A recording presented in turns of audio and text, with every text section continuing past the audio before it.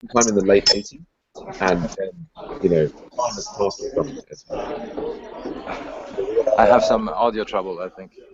Okay, yes, you're missing fantastic comedy on my side, obviously. Yeah.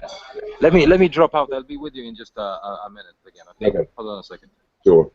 Go back on the screen share. I've got Clint here with me. So Clint, did you sign up for Agile Ventures yesterday? No. Aha. I'm doing that now. All right. Yes. Well, yeah. Let's get you in there, or if we do that in the background. How was your day yesterday? It was alright. I was here, did some stuff on GitHub, cleaned it up. Right, you're working cleaning up your Maker's GitHub stuff. On the side, I continue reading Twitter. The Pratt Sandy Metz's Practical Object-Oriented Design in Ruby. Absolutely, the Bible. Yeah, the Bible. Indeed. It's really good stuff. Yes. Just Andy, he's gone off for a week's holiday. He sent me a photo of kind of like a beach scene with his knees and Puda. Which I thought was pretty funny. Yes. Oh yeah. No. Puda is great. We've got that now for all of the all the students received it. New students this week. Yeah. As not as a permanent copy, but as to have it with them for the 6 weeks. And the idea is that they will give that to their mentee as a kind of a handover thing on the first day. Yeah. Because we love it so much. Oh, hey there, Thomas. You okay? Yeah. On Wednesdays we have this breakfast thing. Here at the university, so I just grabbed my free breakfast, and instead of listening to whoever sponsors the breakfast, I just went down to join the Scrum. So that's how loyal I am. Right. Well, we know where your loyalties lie. Good stuff. Yes. So just Clint is here again. He's a Makers alumni who was in yesterday. He was just telling us about yesterday. He's been working through the Puder. That's a Sandy Metz Practical Object-Oriented Design Ruby book. Anything else to report from yesterday, Clint? That was just pretty much your day. Yeah. Pretty much, yeah. Good stuff. Let's go to Thomas. So how was your day yesterday, Thomas? Not good. Yeah, but that was work related. I ended up in a spot where I just couldn't get out from. I took a wrong turn in terms of extracting some sort part of an app's functionality into an engine, and I run into my knowledge ceiling, basically, because I couldn't get the device authentication and authorization to work with that engine. And I guess this is your work. And are you in a position where you're able to pair with people on work, or you're? No, unfortunately, not on this one. So that's always frustrating to be without a pair partner to bounce these things off. Yeah.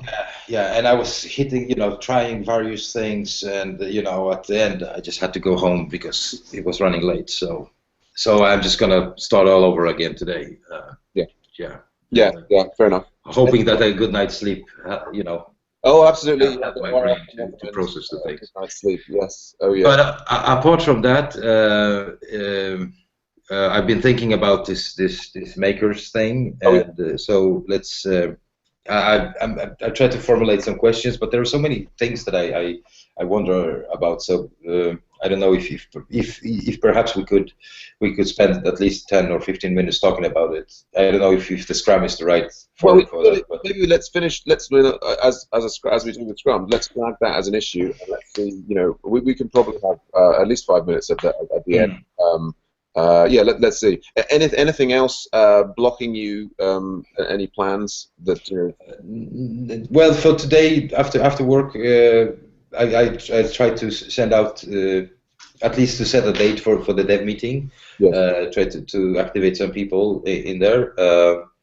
But other than that, nothing special going on right now. Fair enough. I was drafting some language for that. Yes. Yes. Well, actually, there was one thing that happened last night when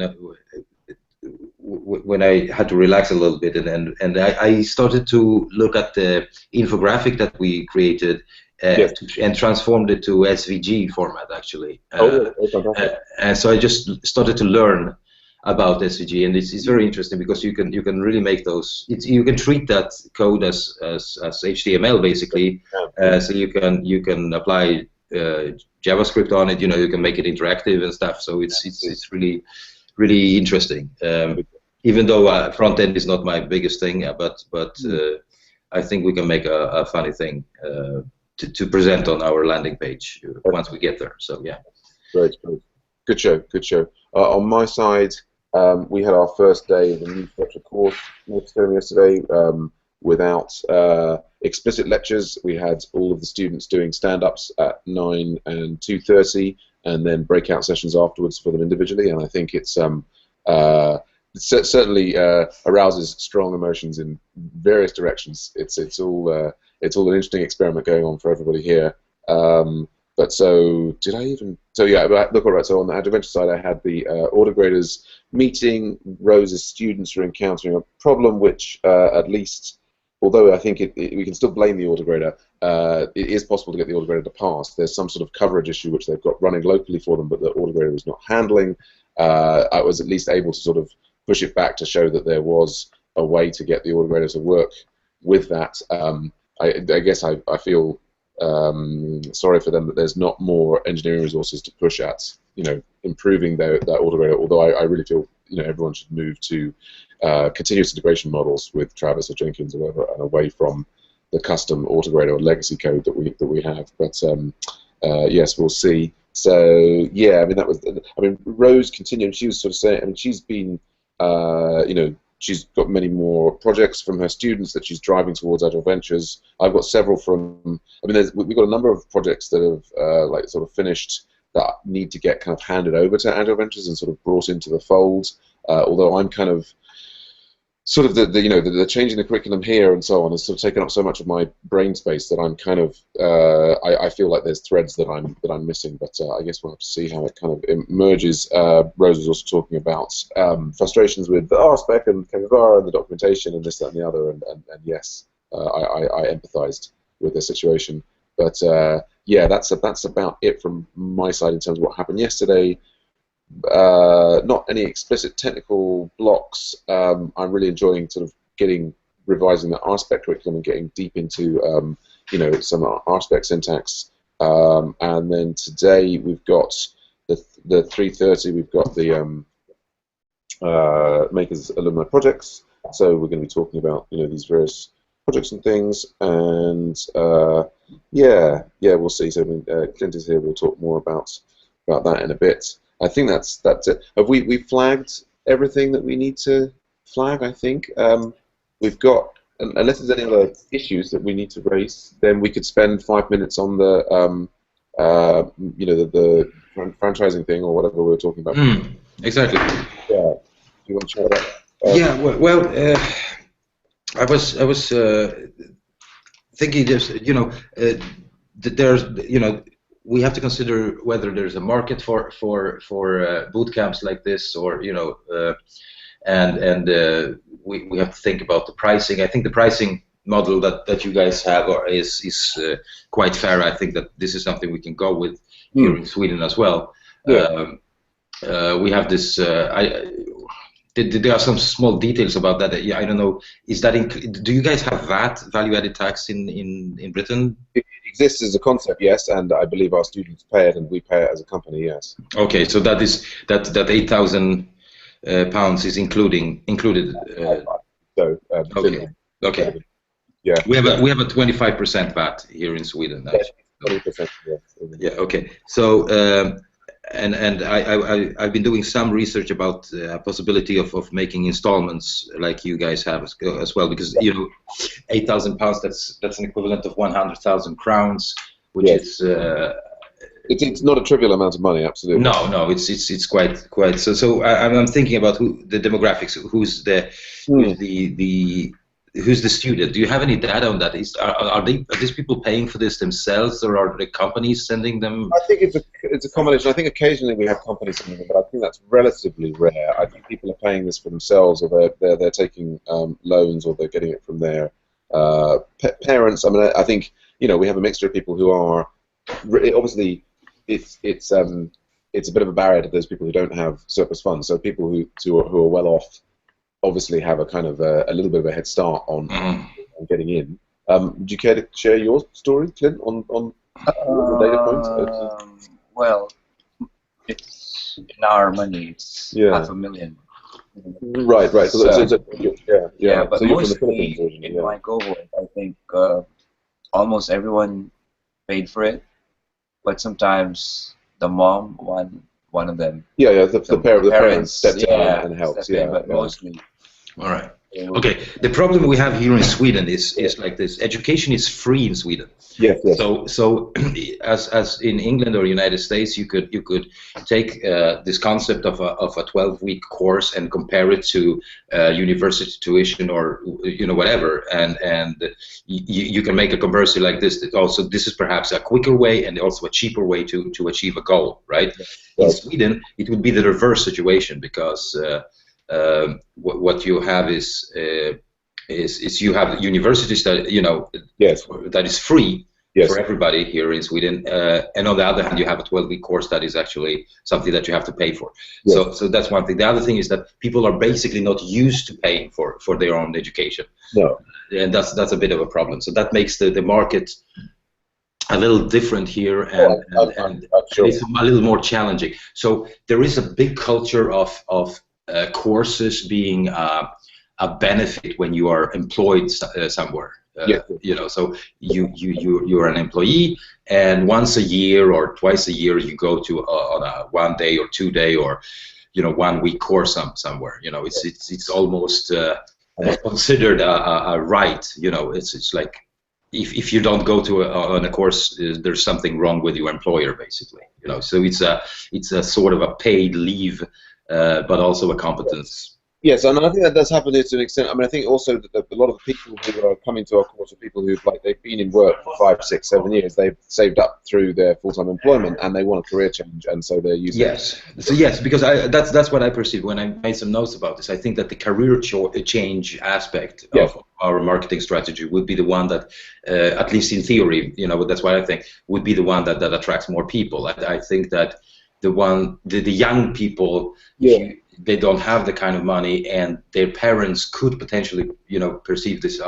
But why would I pay for your, education? Why you can get it for free somewhere else?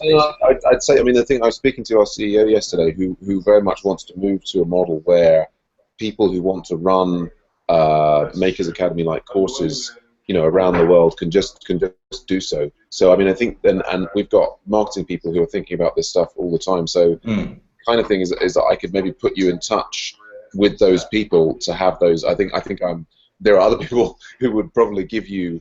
Great. Yeah. We're just discussing on the, absolutely. Right now, but absolutely, yeah. So putting me into some, with some marketing people would be great. And another one thing, one practical idea, is that getting back to your idea about landing pages and assessing, using them as one way of just checking whether what we are selling is a good thing. I would say that one of the first steps we could do is to create a Swedish version of the landing page for Makers Academy, because even if the course itself is gonna be held in English, and the English is the English knowledge, the knowledge of the English language is very well spread in Sweden, so people don't have a problem with attending courses in English.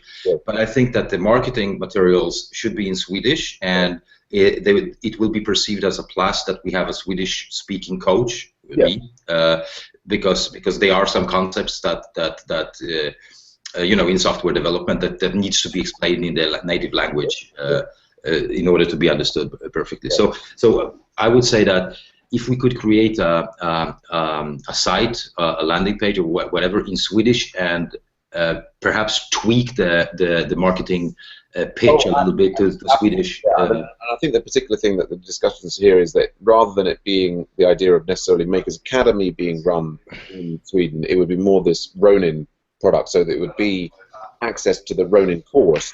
And so I think you'd probably have more of a free hand to market it the way that you wanted, rather than, I mean, I think and also probably in terms of your time commitment and this and the other, you probably don't necessarily want to be starting a boot camp. The idea with the Ronin is it's a slightly, you know, it would cost less, and it would be there would be more flexibility in terms of commitments. I mean, of course, if you're dead keen to go on the bootcamp model, then that's. But I mean, maybe you don't necessarily have time to go into the precise detail between the difference between these two products, as it were. But I think that there'll be more flexibility and more room for maneuver with the Ronin product than with the Makers Academy product, if you know what I mean. I know what you mean. Well, see, I'm open for both. You know, at this stage, we're just evaluating whether it's possible to form any sort of cooperation. So it's I do believe that the Ronin product is the first step toward actually going into a model where we do deliver the whole bootcamp package, which I think is the one that is interesting, because that's the one that actually leads to takes the student all the way through the whole concept, topics, and makes him being a hireable person, professional at the junior level. Or whatever. We see the Ronin model as also doing that, and I think it's the Ronin. The difference with the Ronin model is the idea is that there is not a requirement on co-location. In that, I mean, I think if you, for example, running what we might call a Ronin cohort in Sweden, you would be free to all meet in the same place every day, 9 to 5, or use it. I mean, you did already. I've forgotten the name of them. What was that thing that you did with Sam Pretty and Michael Smith and for the OptoCourse. OptoCourse, yes. Yeah. In terms of you would be able to recruit people kind of in principle from your time zone. I mean, again, I think that like whether you did it more online or more in person would be kind of entirely up to you from our point of view. The thing is that this touches upon my cooperation with the incubator where I sit, So I'm very interested in of course delivering both things. I mean, even the remote one, but also due to the fact that the incubator wants to recruit some people from those courses to coach them further on, and help them with startups and et cetera, et cetera.